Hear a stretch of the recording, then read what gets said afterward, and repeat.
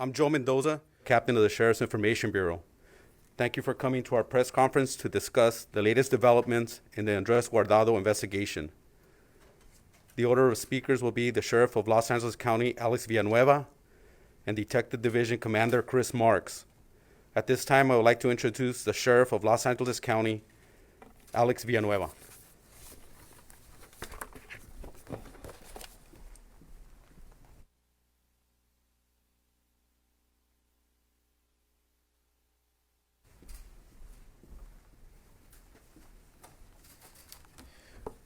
Good morning, everyone, and thank you for joining us here today. Want to begin by first, again, expressing my sincerest condolences to the Guardado family. And as a father myself, I cannot imagine losing my son. So regardless of the outcome of this investigation, there is, it's never going to take away the pain from the Guardado family and their friends for the loss of Andres. And I can assure you we're moving forward with this investigation. We're doing a very thorough one which focuses on accuracy and not speed. And I know in today's CSI world, where every case is resolved in 60 minutes with commercial breaks, this takes time. We have to get it right. We only have one chance to do it right. And I promise that we be truthful and we be transparent with all our investigations, and we have to follow the rule of law. We can't skip any step. Okay? And if we do something like that, we're going to jeopardize the integrity of the investigation and the outcome. And we're not going to be doing that. We want to ensure there's justice for all parties involved in this case. And they take time, and we have to get it right. So today we're going to share an update on those details we can release at this point regarding the criminal portion of the investigation. And before I turn it over to Commander Chris Marks, I want to inform you that yesterday afternoon we reached a historical milestone in the Sheriff's Department. We entered in an agreement with Axon for the body-worn cameras. This was a 20-month battle since the very first week I took office to get this program up and running, and it is very important to transparency, my commitment to reform the department. And in today's climate where everyone is doubting the product of law enforcement, I can say honestly that with the body-worn cameras, the public themselves can see that what deputies are saying and doing in the field matches what they're seeing on video. And that has been the experience of all agencies with body-worn cameras, because by and large, deputies, police officers everywhere are doing the right thing for the right reasons, and sometimes very trying circumstances, dangerous circumstances, where lives are at stake. And so we welcome the body-worn cameras, and as of October 1st, the first 5 patrol stations, as we've announced before, will be deployed with the cameras, and this is a big step forward for transparency for the Sheriff's Department and for the community as well. So I want to thank actually Commander Chris Marks, our team that was pushing for the body-worn cameras, and for Internal Services Department for all the hard work they did to get this program a reality. This was too late for this particular case, but moving forward, this is going to be very important in terms of transparency and restoring any loss of trust that any members of the community may experience with the Sheriff's Department. So now with Commander Chris Marks, I turn it over to you, and he'll show you the details with the Guardado case. Thank you. Will you be able afterwards to talk a little bit more about body cam? Yes, we can do that.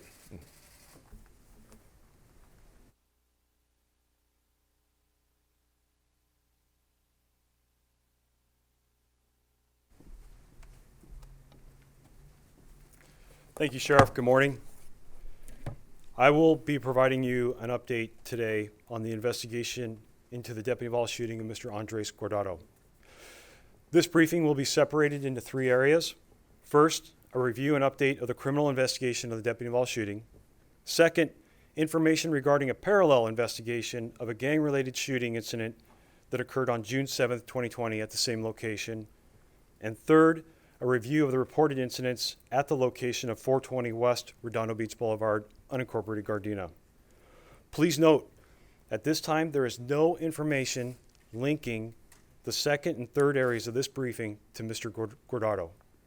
The information in the second and third areas of this are being provided to allow better understanding of the overall investigation that is still ongoing, in which the events have occurred at the location. First, a review and update of the criminal investigation of the deputy involved shooting. And some of this I will be repeating from the first briefing we gave a couple weeks ago, but for clarity, I'm going to provide a complete statement. On Thursday, June 18th, 2020, at approximately 5:52 p.m., 2 sheriff's deputies assigned to Compton Station observed Mr. Guardado standing in front of 420 West Redondo Beach Boulevard in unincorporated Gardena. Mr. Guardado was speaking to occupants in a white Lexus sedan parked in front of the driveway at the location. Mr. Guardado reportedly looked toward the deputies who were approaching in a marked patrol car. At some point, Mr. Guardado was seen in possession of a handgun and then ran southbound down the driveway of the business at the location. The 2 deputies exited their patrol car and gave chase on foot. The deputies ultimately caught up to Mr. Guardado at the rear of the business where a deputy-involved shooting occurred. 1 deputy fired 6 rounds at Mr. Guardado. Mr. Guardado was struck 5 times by gunfire in his upper torso and was pronounced deceased by paramedics at the scene.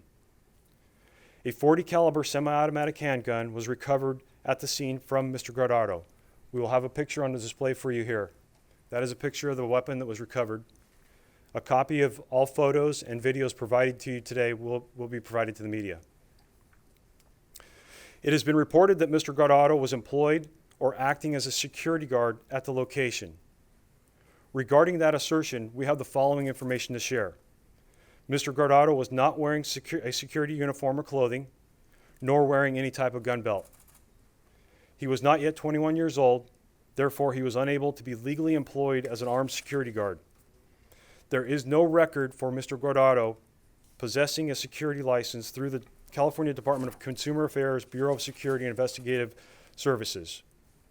He was not in possession of handcuffs, extra magazines for the firearm, or a holster for the firearm.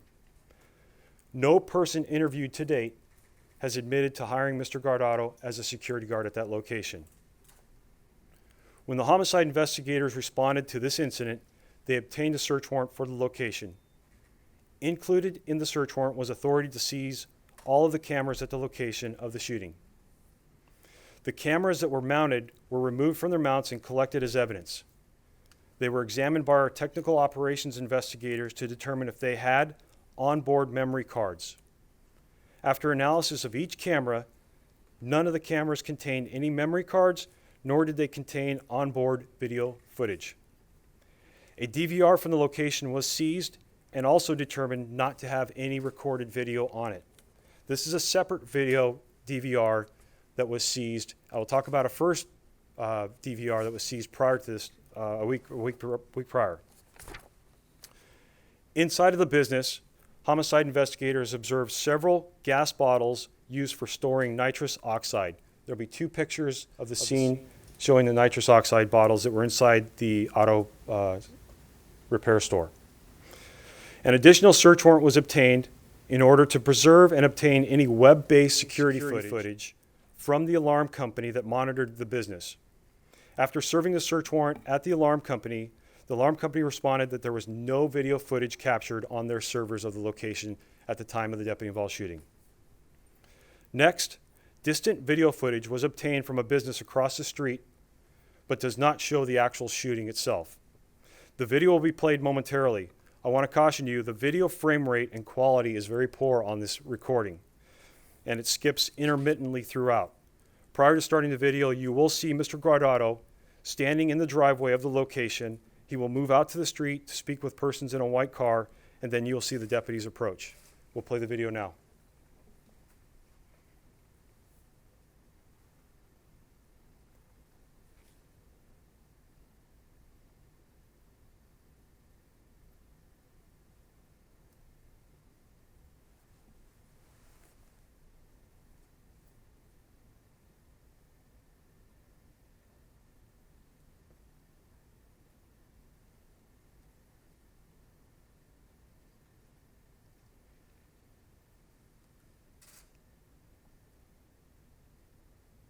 Questions on the phone?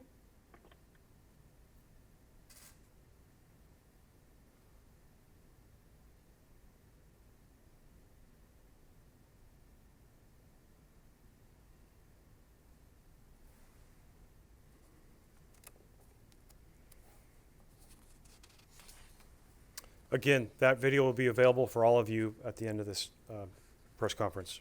Can- Okay, we can go back to the video.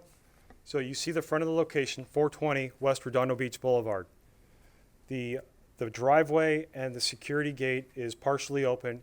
You'll see Mr. Guardado standing with his arm up, resting against the gate there. You'll see a white Lexus pull up and stop in front of the driveway apron. Mr. Guardado engages the occupants of that car, and then a patrol vehicle approaches, sees Mr. Guardado, it stops. You see Mr. Guardado run southbound down the driveway of the business, and the deputies exit the patrol car and give chase on foot. At the end of that driveway is where the deputy-involved shooting occurred. Good? Okay. Continuing. Additional search warrants were served to obtain information from phones and social media accounts related to the incident. We're still awaiting results on many of those warrants. An autopsy was performed by the Department of Medical Examiner Coroner. Homicide Bureau requested that the coroner keep the results of the examination confidential until the scheduled interviews were completed with the principal subjects of the incident, including the deputies involved, the business owner, the business manager, and the occupants of the white car that you just saw Mr. Guardado speaking with when the incident began. In this incident, the investigators did not want the interview subjects to have information from the autopsy prior to obtaining their statements.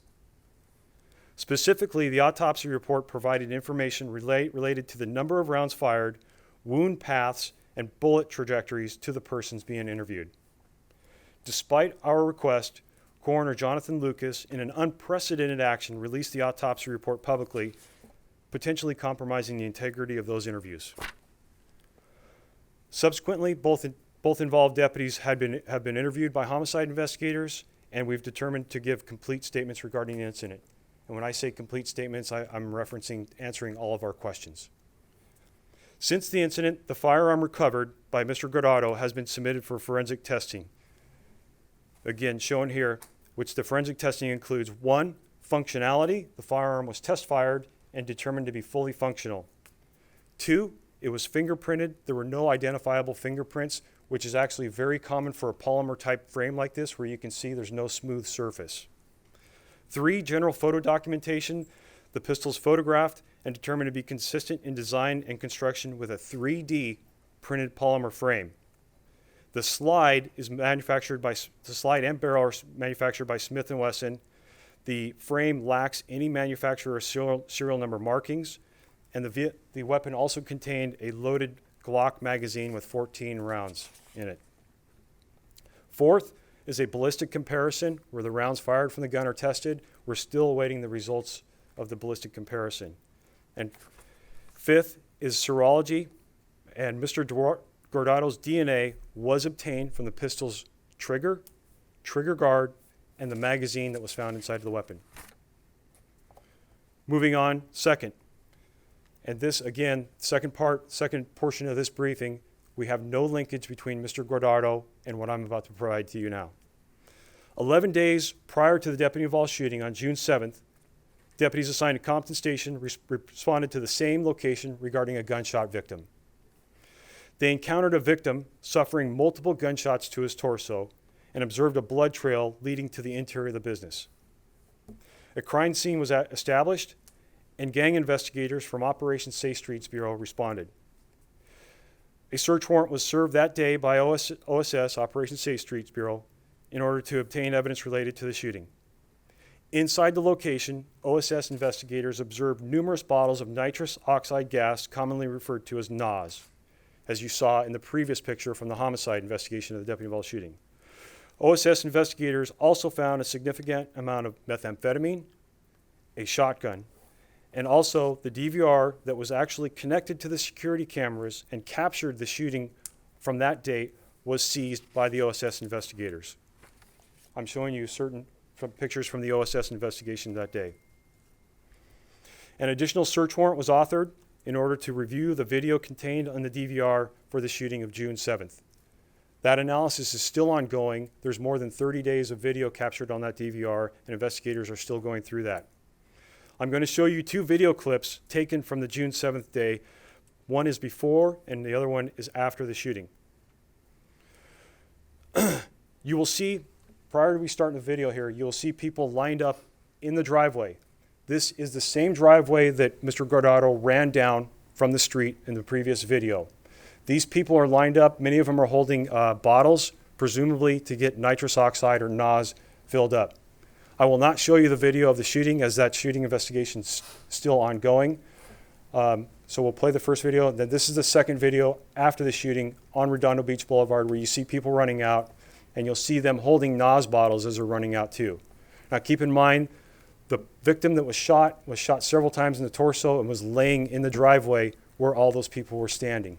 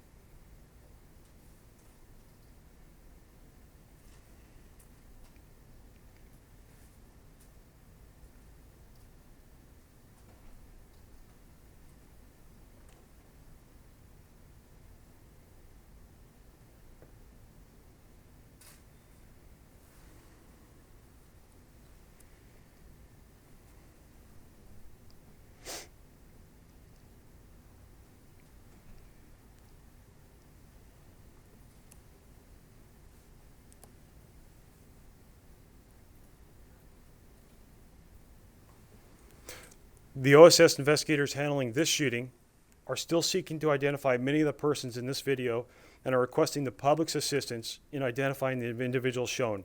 Anyone with information about this shooting is urged to contact OSS through the Sheriff's Information Bureau at the numbers I will provide at the conclusion of the press conference. Since June 7th, the OSS investigators have been working collaboratively with the homicide investigators handling the Andres Guardado deputy-involved shooting. The OSS investigators have served 13 additional search warrants at various locations in furtherance of this case. As a result of the assault with a deadly weapon investigation, they have arrested 5 persons on various charges. Several firearms have been recovered, illegal narcotics, and approximately $100,000 in U.S. currency. This parallel investigation is ongoing regarding the criminal activities of this business. Third, numerous incidents related to this location and the business have been documented in crime reports over the past 5 years.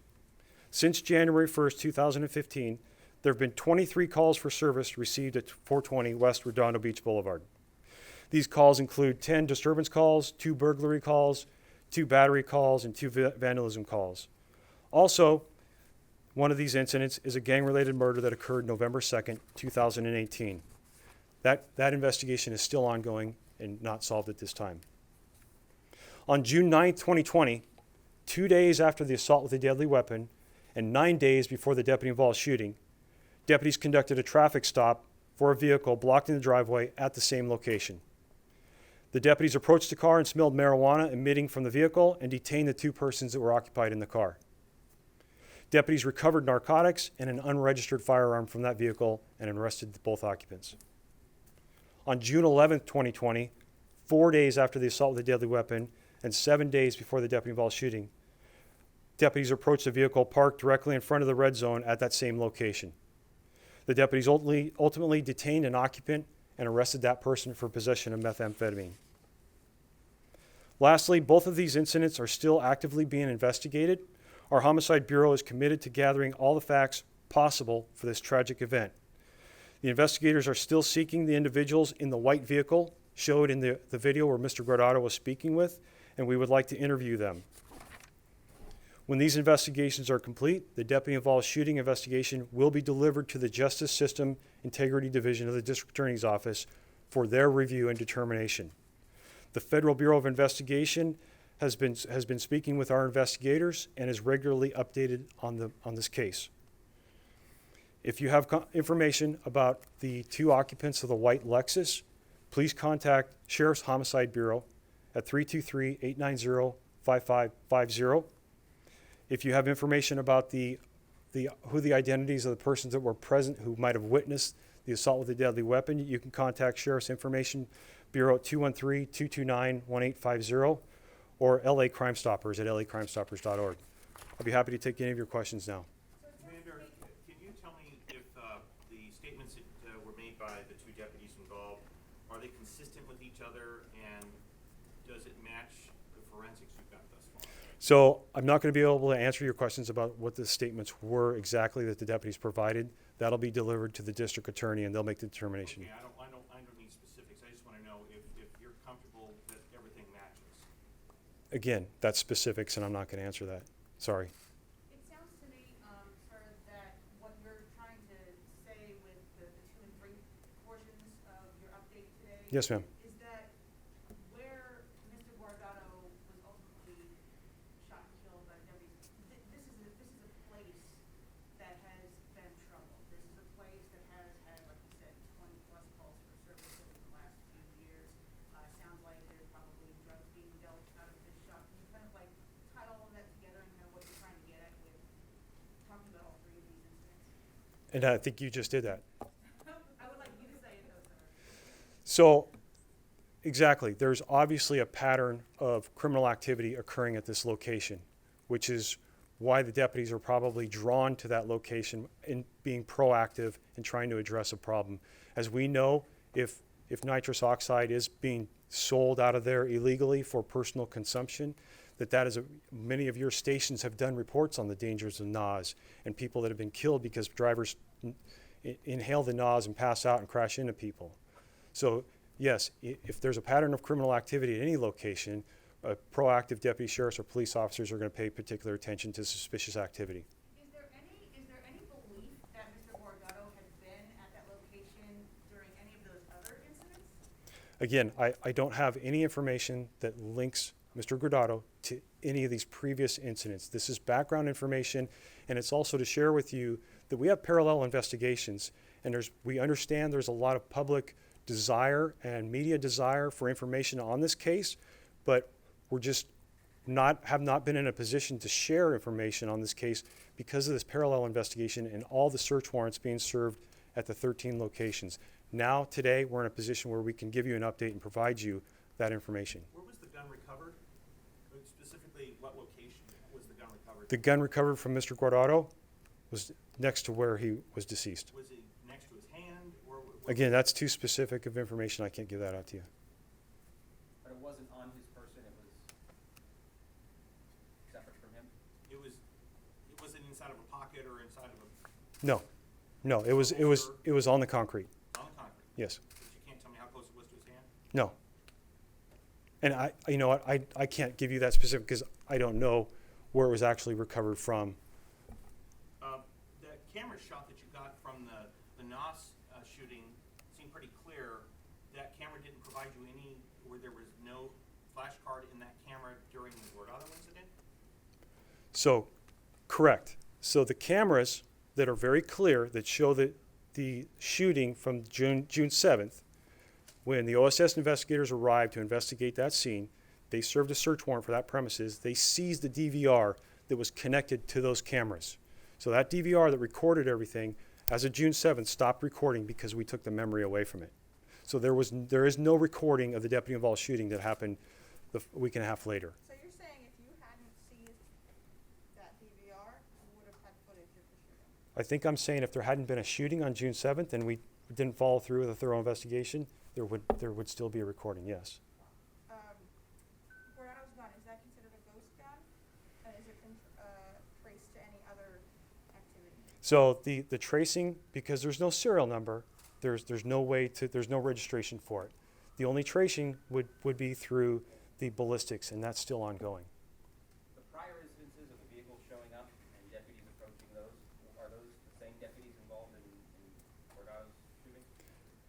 No. However, the deputies involved in the Guardado shooting responded to the assault with a deadly weapon that occurred on June 7th. And it confirmed June 7th that it was not a death, the person did not die? That person was severely wounded. However, he has survived and is still recovering. Why is that an ADW and not an attempted murder? Well, Say again? It's gonna be up to the DA to decide. yeah, that's a, How it's charged. the charge will be determined. What was in the, I mean, what were they getting in the Lexus? You see the trunk lid opening when the Lexus pulls up and someone gets out and gets into the trunk of the Lexus, and who were the people in the white Lexus? So thank you for bringing that up. We're still trying to identify those two persons that were in the Lexus and interview them as potential witnesses in this matter. So we don't have their statements. We don't have them I mean, identified I yet. didn't pay attention, but you didn't get a plate or anything off that? They're not, that video, as you can tell, is grainy and skips, and we're not able to recover a plate from this video.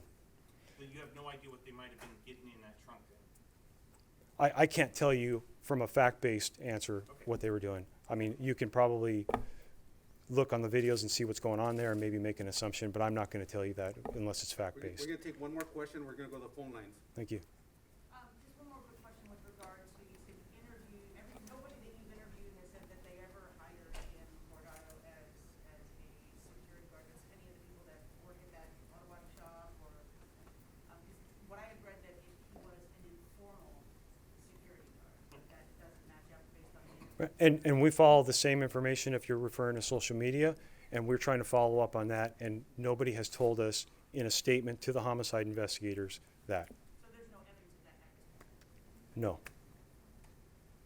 So the phone calls? One question? Moderator, go ahead. If you have any questions on the phones, please press 1, then 0. Again, if you have a question on the phone, press 1, then 0.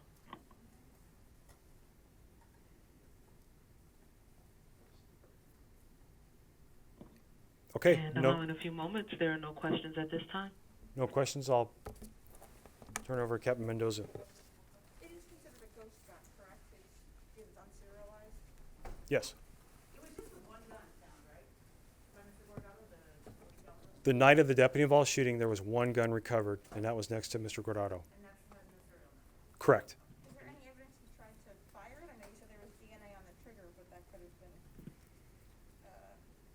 could have been previous DNA, right? We don't know that. When do you anticipate another update like this? That's hard to say. We're waiting on search warrant returns from social media companies and internet provider companies, and sometimes they're really quick, and sometimes they're really slow, and sometimes they contest the warrants. So I know the sheriff wants to give periodic updates, so but I just can't.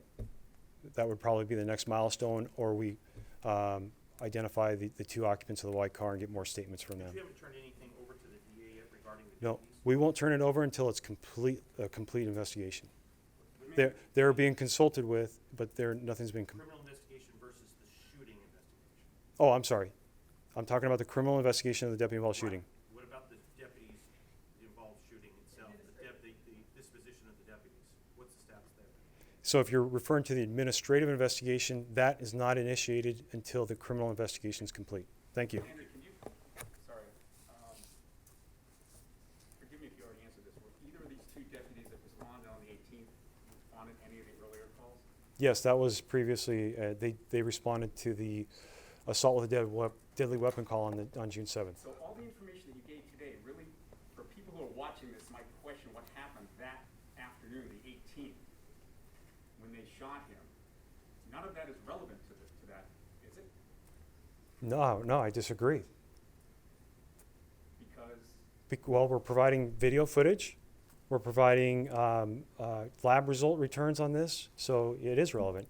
And it also provides a backdrop of the operation what's going on at that location, and also an explanation of why we have not been able to respond to many of the inquiries about the update of this case is because we have a parallel investigation competing with it. But it still doesn't address the question of the fact that he was shot 5 times in the back while lying down. That's correct, and that's for the district attorney. We're trying to gather as many facts as we can, present that to the district attorney, and the district attorney's office will make that determination. So you're saying essentially that because there were previous calls there, they were aware there's potential criminal activity there that somehow explains the fact that there was. No, sir, I'm not trying to explain or just, What are you trying to say? I'm asking you to clarify. I don't know, maybe you came in late because I've addressed this throughout, but it provides a backdrop of what is going on at that location. And I've said specifically, we have not linked Mr. Guardado to any of those previous incidents. Then why bring it up? Because because I just answered that. It provides a backdrop of what's going on at the location, and it also explains that we have a competing parallel investigation going on, and we have not been able to give regular updates as we would like to. Sheriff, can you talk about body cams, or do Thank you you. want to do Spanish first? We're going to do Spanish right now. Okay, thank you.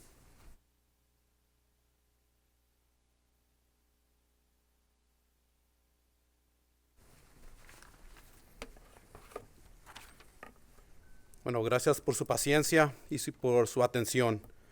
De parte del sheriff Alex Villanueva, queremos ofrecerles un acontecimiento de la última información sobre la investigación del tiroteo que ocurrió el mes pasado en la ciudad de Gardena.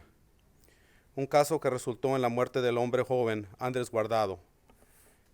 Mientras que se continúa la investigación criminal, los detectives de homicidio están pidiéndole al público asistencia en localizar los conductores de un auto blanco visto en el video que hace momentos vieron, y que está compartiendo hoy de individuos que se estaban platicando con Andrés Guardado cuando comenzó el incidente. Se ha confirmado que a través del ADN que Andrés Guardado portaba una pistola el día 18 de junio, justamente antes de las 6 de la tarde, cuando se inició el contacto con él. Como ha sido reportado, Andrés Guardado recibió 5 balas en la parte superior de su cuerpo, a pesar de varios reportajes diciendo que Andrés trabajaba como guardia de seguridad. Hasta la fecha, ninguno de los testigos con quienes hemos hablado ha dicho eso. Las cámaras de vigilancia en la zona que fueron revisadas por detectives resulta que no tienen ningún tipo de grabación del incidente.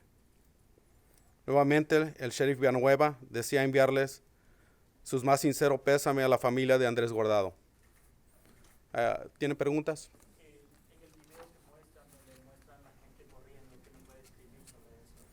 Ese video es de un tiroteo que pasó 9 días antes, en el 7 de junio, y en esa dirección ha habido muchos problemas. Desde el 2015 han tenido 23 llamadas a esa dirección, y pues en ese día los alguaciles están patrullando por esos problemas, ¿verdad?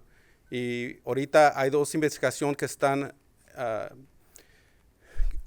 al mismo tiempo que esta investigación del tiroteo. Hay otra investigación, y por eso enseñamos el video, para decir, pero cuando nosotros no les damos información es porque hay otras cosas que están pasando, y esa es la razón. Vimos personas en línea por tanques, y qué más encontró y qué es lo que estaba pasando. Pues parece que estaban vendiendo NAS de ese local en la calle Redondo, y cuando el tiroteo de ese día del junio 7 ocurrió, ahí se ven muchas gentes, testigos corriendo. También les queremos preguntar al público si alguien tiene información de esos testigos, de quiénes son. Nosotros queremos esa información. Pueden hablarle a oficiales aquí de los homicidios al 323-890-5550, o pueden hablar a Crime Stoppers para dejar esa información. Estamos ahorita, nosotros sabemos que hay gente en el público que saben quién son esas personas en el carro blanco. Sabemos que hay personas ahí que se ven corriendo en el video. Esas personas les pedimos que nos hablen queremos entrevistarlos. A pesar que son 2 casos diferentes, pero llevan a una sola conclusión. Sí, en el negocio, ya saben, no sabemos si esas son las mismas personas que a lo mejor en ese día estaban ahí también, porque es negocio de Knox, y como se ve, hay mucha gente allí que va a visitar ese lugar. Conforme Guardado, el arma, estaban hablando de la evidencia que encontraron. ¿Cómo fue que lo encontraron? ¿Estaba con él o estaba separado de él? Cuando lo que ahorita dijo el comandante Marks, es que la pistola estaba ahí en la escena y estaba en el piso. Okay, I'm going to go to the moderator. Moderator, is there any Spanish questions? Please press 1 then 0 at this time.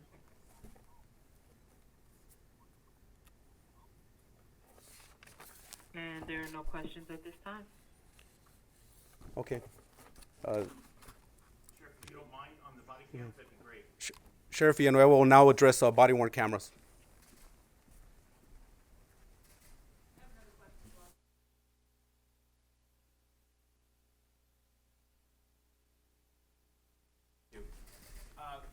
You already sort of gave a brief overview, but can you be a little more specific about what the policy will be for body-worn cameras, how your department plans to use them, like which shifts will get them, when will they turn on, when will they turn off, how are they uploaded? Every deputy who's working in the field will be having them on all the shifts.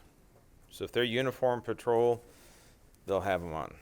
And then they'll be extended ultimately to everyone who's making contact with the public, enforcing the law, will have them. How many cameras will you ultimately get? Ultimately, the total amount is going to be 5,200 cameras. We'll have, it'll be 1,200 the first installment, and those will be deployed out by October 1st to the first 5 patrol stations. And when are they triggered to go on, in a vehicle? Are they manually turned on or are they automatically turned on? No, they're manually turned on, and then we have a very specific policy that's already available online, and it's going to basically, you're on a call for service.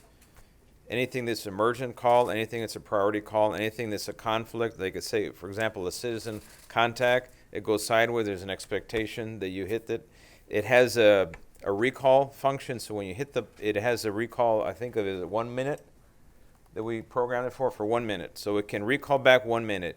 You won't get the audio, but you'll get the video 1 minute backwards from the time you hit the button. And then is every one of them reviewed at the end of the shift?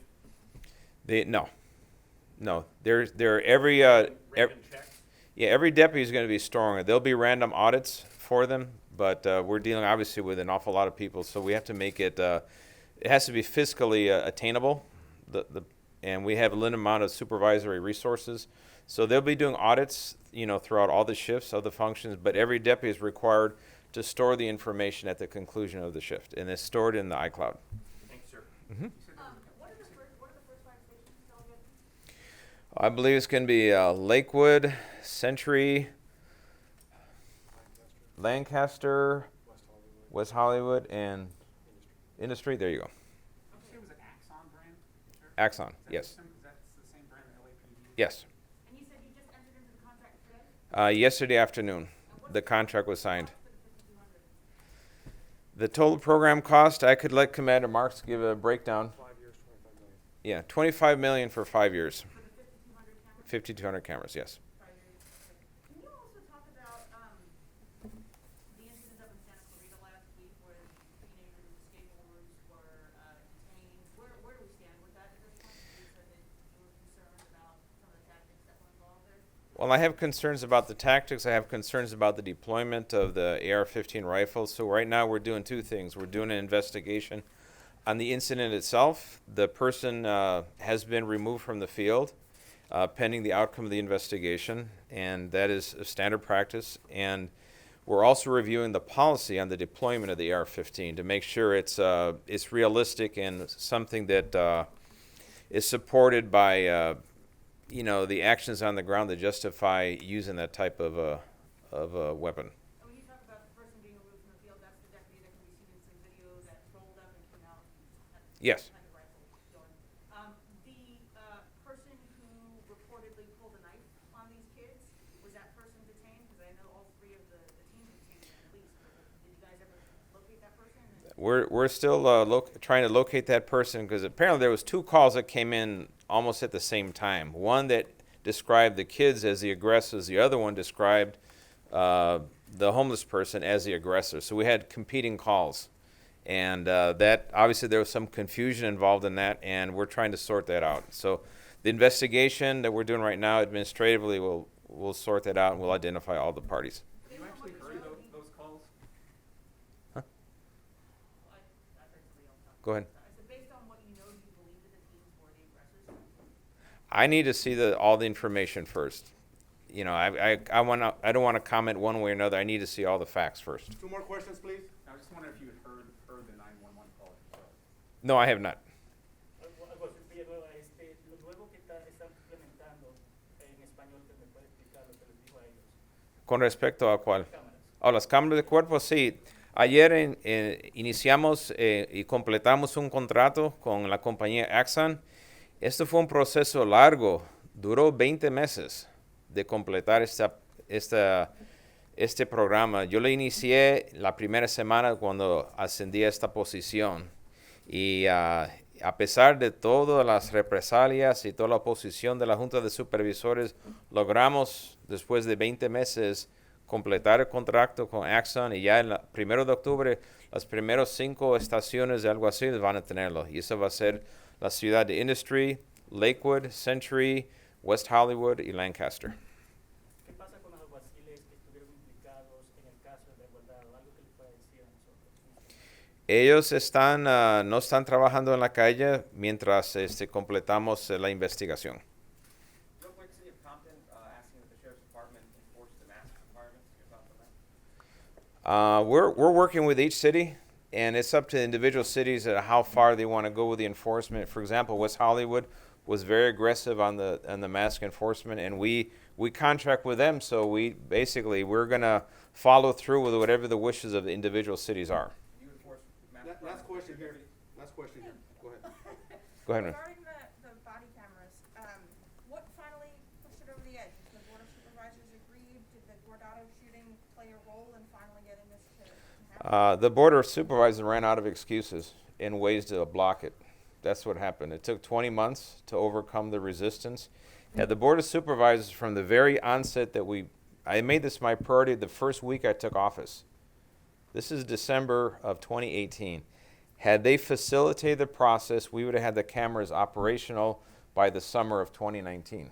However, because we had to deal with their resistance and their obstruction, it dragged us out all the way out to, we just signed the contract yesterday. Did the Guardado shooting, is that what really made this, push it over the edge? I think it shamed them, to be honest, because had they done what we wanted them to do and what the community wanted them to do, we would have not be in this discussion about the Guardado shooting, because they would have had the body-worn cameras, and we would have had a very clear picture of what happened, and then make the appropriate decisions based on that. Okay, thank you all.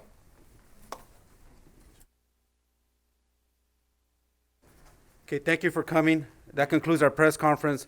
In addition, the videos will be sent out in a link, and that's gonna take about 2 hours. If you would like to see the link at this time, we're gonna be playing it so you can record it. If you do not want to wait the 2 hours. Thank you very much.